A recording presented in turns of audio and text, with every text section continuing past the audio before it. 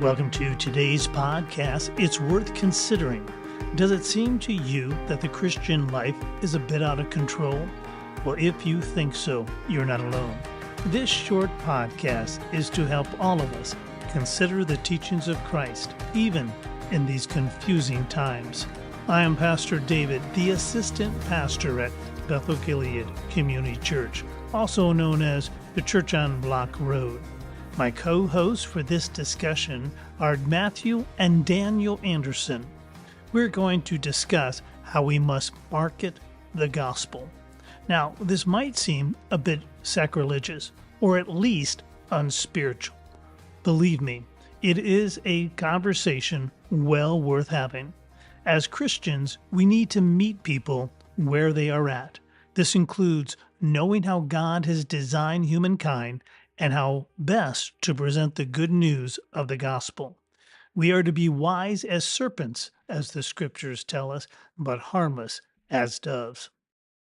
Hey, well, it is so good to have both of you. We got Daniel Anderson and Matthew Anderson here in today's podcast.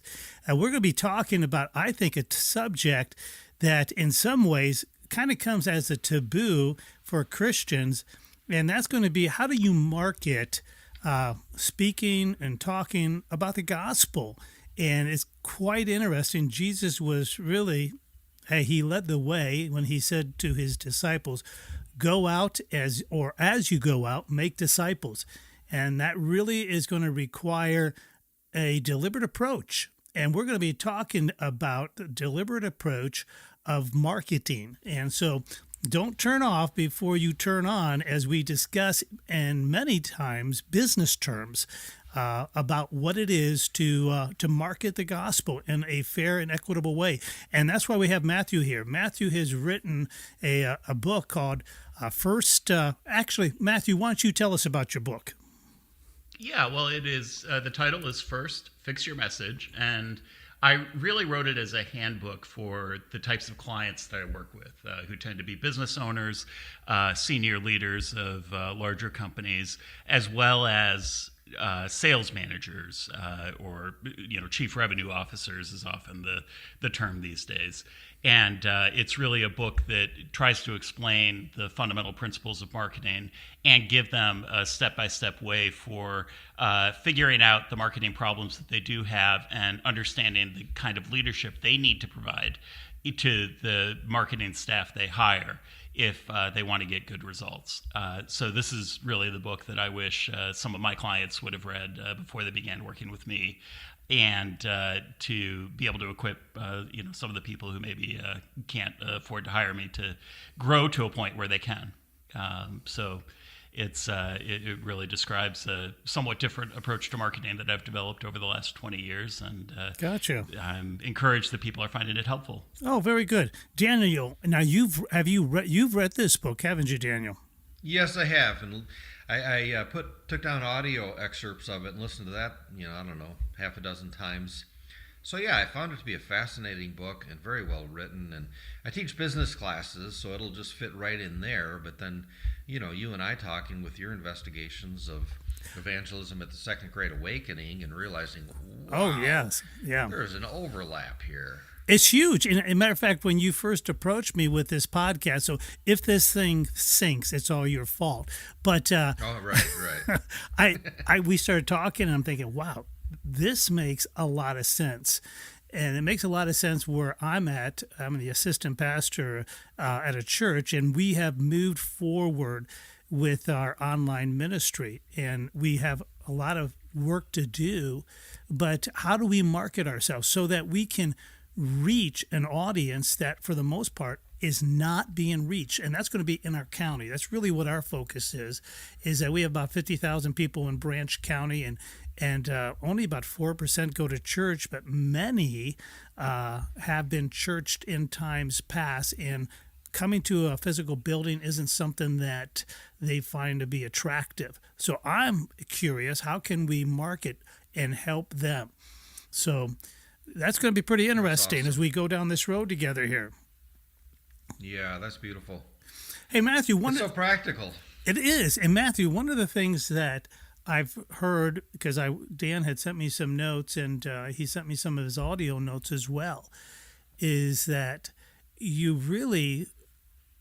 emphasize you have to have an honest approach to what you are doing, and that you really believe in what you're doing. Is that correct? Yeah, I think that people have become somewhat inured to marketing these days. Depending on the study that you look at, each of us, as we go through every single day, is bombarded with somewhere between 1,000 and 8,000 marketing messages a day. And so, maybe different than 100 years ago when marketing was in its infancy as a professional discipline, we have developed psychological defense mechanisms to tune out things that we think are trying to take advantage of us or that are dishonest and inauthentic. We have a very good antenna for that, and a pretty severe filter to weed those things out. So I do think that one of the ways to be truly effective in your marketing is to actually believe what you're saying, and to make sure that serves the audience you're trying to reach. Okay. Boy, I tell you what, I can tell that you and Daniel are related. Your vocabulary is very good, and it's definitely geared towards, your profession and your marketing. So his is a lot better than mine. He went to Northwestern University. He also was runners-up as a Rhodes Scholar. That's why it's hard to understand some of the things he's saying. I thought you were just bad. Okay, so let me put this back in layman's terms here. So, sure. In essence, it's a matter of fact, we are bombarded as a people with advertisements. So we become a bit jaded and skeptical anytime we hear something trying to be sold to us. And it's coming from everywhere, from the YouTube feed that we have, or Facebook, or when we drive down the road and we see advertisements, to the radio, to the television. We are constantly being bombarded. And how can you make your voice stand out, but at the same time have some authenticity to it? Is that right, or am I missing? Yeah, no, that's correct. That's definitely an important variable, I think, to succeeding with getting the message that you want to get out, and really getting people to tune into it. If you don't believe what you're saying, the odds that you'll be able to communicate it in ways that really resonate with people, it's interesting, are pretty low. Yeah, absolutely. So yesterday I was up in Grand Rapids, right in your neck of the woods there, Dan. Actually, I was only a few miles from your house, and I was going up there to sell a vehicle to somebody, and I was sitting in the DMV, and a lady comes in, and she sits down, and she starts talking to me right away. And I said, wow, this is kind of nice, have somebody to talk to while I'm waiting. And then from the conversation, we're talking about COVID, and, there's a lot of good things that happen from COVID. The idea they have an appointment. We were there for 20 minutes. That's it. And then I was mentioning that, I'm a assistant pastor, and we're going online, and this has really helped us. And that's when, after 5 minutes of the conversation, I put that in, and she goes, oh, yeah, well, absolutely, I'm a believer. And what she was doing is that she was prepping her conversation that she wanted to have with me about evangelizing in the marketplace. And wow. And she had taken classes on how to do that, and she was actually practicing it. And one of the comments she made. Did she go to Cornerstone? I don't know where I never got to that point. But the interesting piece is that she says, when we start talking about God in the workplace or wherever we might be, there's a barrier that goes up right away, and how can you prevent that barrier from going up, or how can you help bring that down? And she goes, there's a lot of techniques in which you do it. And Matthew, I remember when I used to work in the car wash industry, we would have salesmen who would come into our warehouse, and I'm going, oh no, salesman again. I don't have time for this. Now, of course, it was nice when we got to know them. They brought in donuts. But, this idea, a salesman or evangelist or somebody, a born-again Christian who wants to share their faith is like, not this again. So does your book help remedy some of that? Well, yes and no. I would say first and foremost for this audience, it's not a book about evangelism. It's a book about marketing for business people. But a lot of the concepts are relevant. One of the things that really makes marketing an interesting discipline is its job fundamentally is to build a bridge between the ideas and thoughts and feelings that are in your audience's mind and what you have to sell. And the thing that makes that connection is the nature of the message that you're communicating.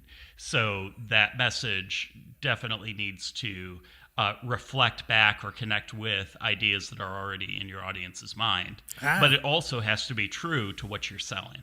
And the book is really about the attributes of your message that have to be there, the ingredients, if you will, in that recipe that have to be there in order to build that bridge between you and your audience or your customer.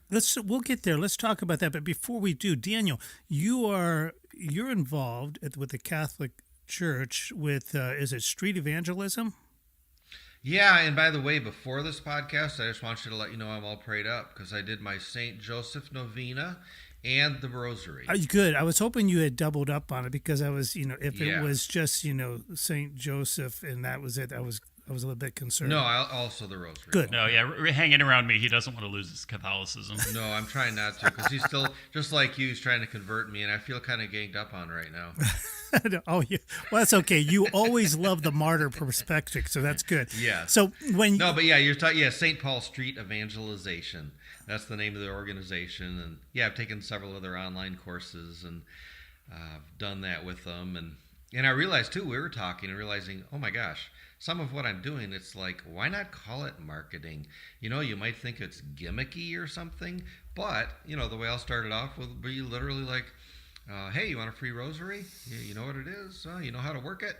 Well, here's a brochure. How to work it. Does this baby come with instructions? Be careful, you don't want to blow it up. Instruction manual included. Okay.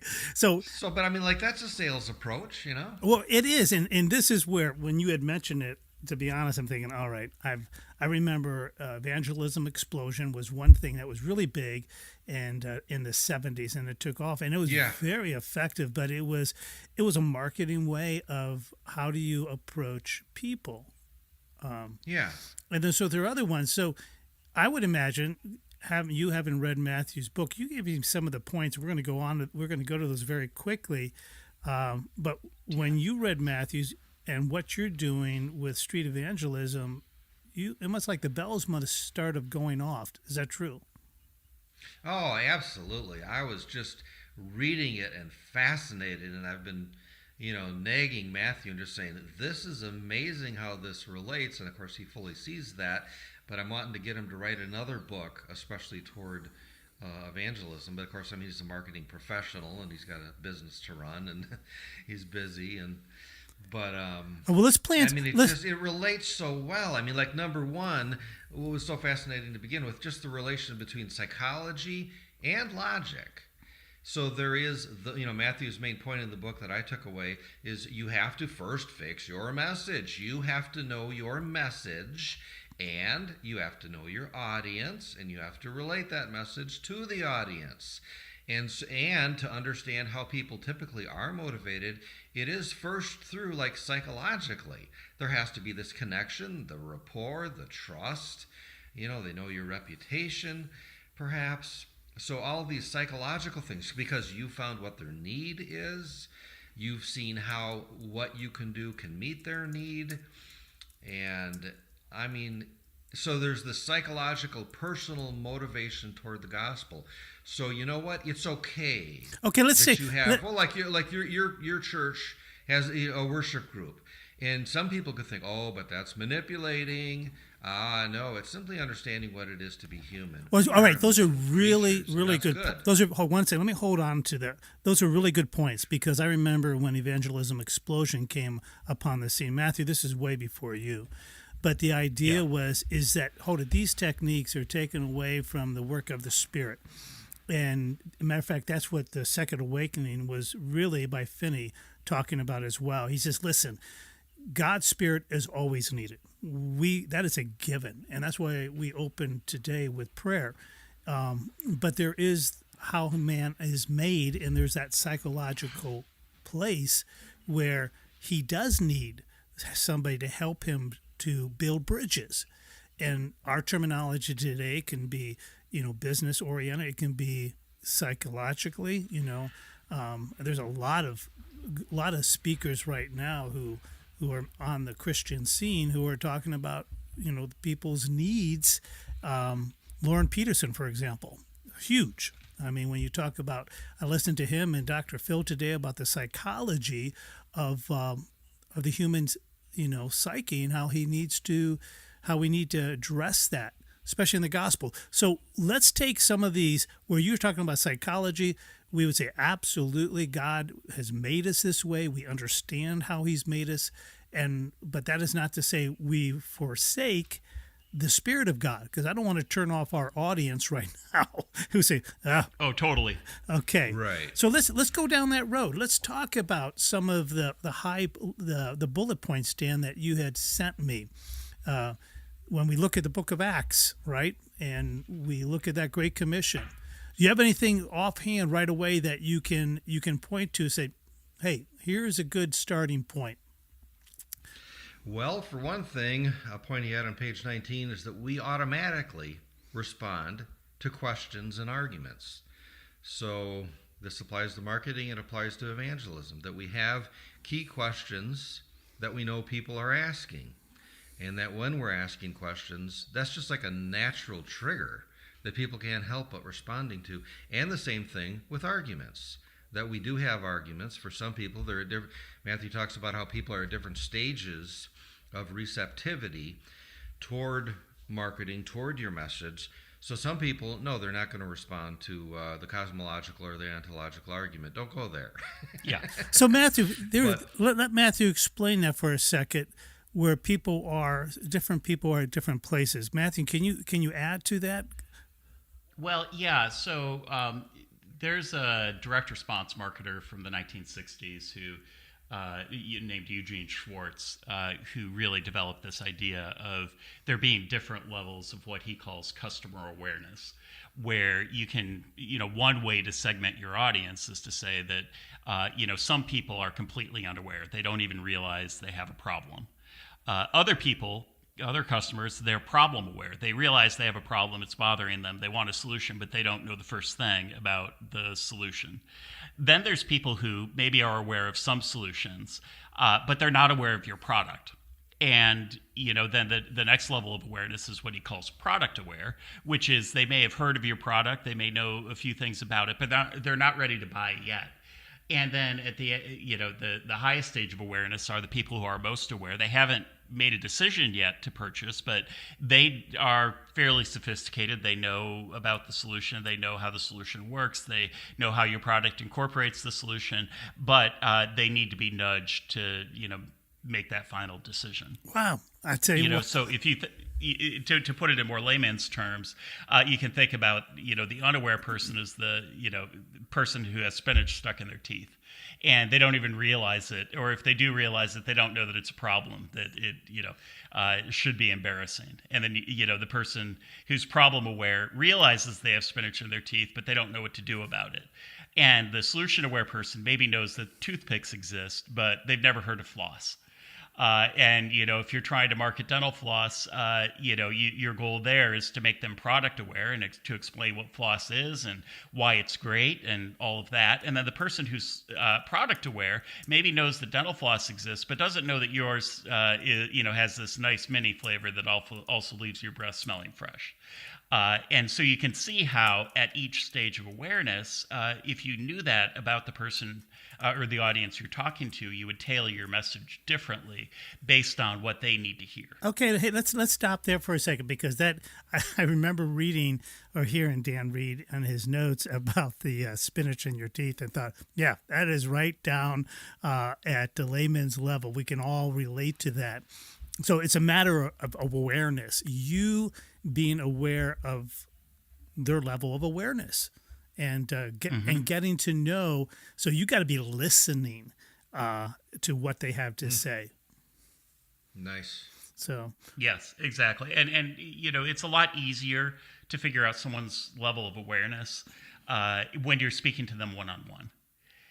So the challenge from a marketer's perspective is you're speaking to tens of thousands, hundreds of thousands, even millions of people at any given time. And so calibrating your message to the level of awareness, poses its own challenges. oh wow. So in one sense, I'm thinking about the church here. It would be helpful to narrow my target audience instead of saying anyone, we're going to give the gospel to everyone. And in one sense, it's thrown a huge net out there, but we have no idea what type of fish we're even, fishing for. Is that true? Yeah, I like that, the idea of using like Google or Facebook Analytics. In your paper, as I understand it, was regarding the use of modern technology too in evangelizing, starting off with like how Finney did in the Second Great Awakening. What do you mean, Dan? Go ahead and continue on. That it's okay. Well, like your role as assistant pastor and with evangelization and wondering what your audience is, because in this case, you're reaching your audience through gifted and talented people like myself and very spiritual people. And anyway. Amen, brother. But no, you're reaching an audience presently through a modern medium that is obviously right in line with the book of Acts, I think, even though they didn't have Google or Facebook back then. But so you too then would use Google or Facebook Analytics, where it tells you where your audience is tuning in from, so that you would know how to tailor your message. Just like what Matthew was saying, when you're sitting down one-on-one, you get a feel for the person and you kind of understand where you want to go and how you'd want to tailor your message. But here you are talking in front of a microphone, not seeing who, and we don't know who's listening, but yet you do get a lot of information to find that out through sophisticated advertising techniques. All I'm aware of is like Google, Facebook Analytics, right? Yeah. I mean, we have more data about our audience than we've ever had before, and it allows us to precisely target messages to specific groups of people. And there are sophisticated remarketing techniques that you can use to do that definitely can move the needle from a business perspective. I would say though that there's a danger in that, and that is to pander and really water down the message until it loses its power to change people. So the other thing to keep in mind, and this is also important from a marketing perspective, is to think about... Second, got it. We dropped the call. Oh, shoot. Oh, we just pick it right back up.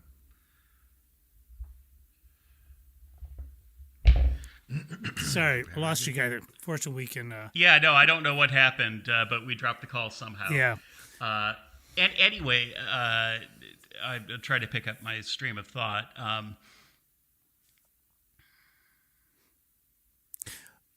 So, we were talking about the danger of pandering. And you see this in especially some progressive churches, right? They want to reach out with a gospel that barely resembles the gospel anymore because it reflects every trend in the culture, right? And you Sure. start to fit in instead of stand out.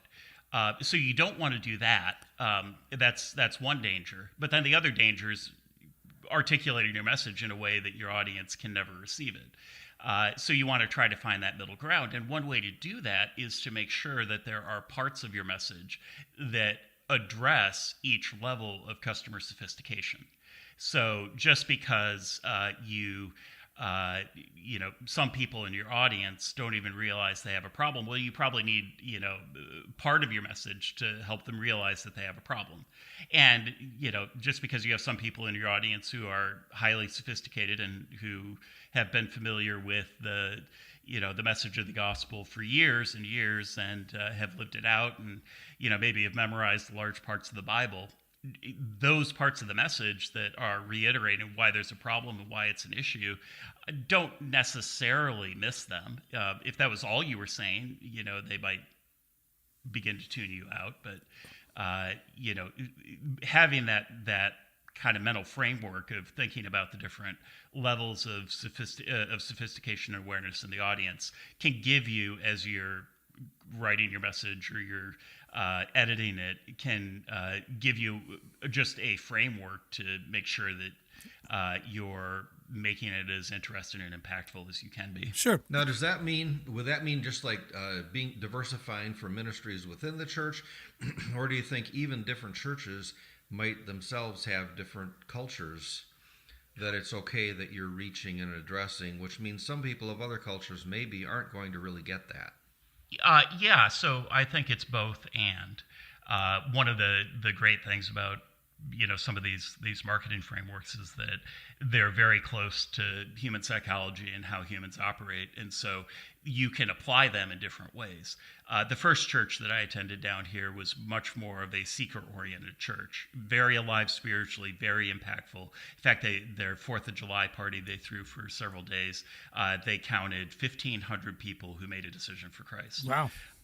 And that was definitely an event that was geared towards reaching out to the community with a very authentic gospel message, but it was highly influential. I ended up leaving that church because every sermon was basically the gospel message with a different hook for the first 5 minutes. And at the stage of spiritual development I wanted a little more substance and depth. So the church I'm attending now provides really powerful, insightful teaching. I mean, we're 20 months into about 24 months of just going through verse by verse in Hebrews. That would not be appropriate for that church that I attended earlier. Thank you for spending time to listen to today's podcast, the first in the series, How We Are to Be Wise as Serpents, but Innocent as Doves. We hope you continue to tune in and don't drop out as we continue with conversations that make a difference in our lives. Until the next time, go out as God's ambassadors, commissioned to a world in desperate need of the gospel. God bless.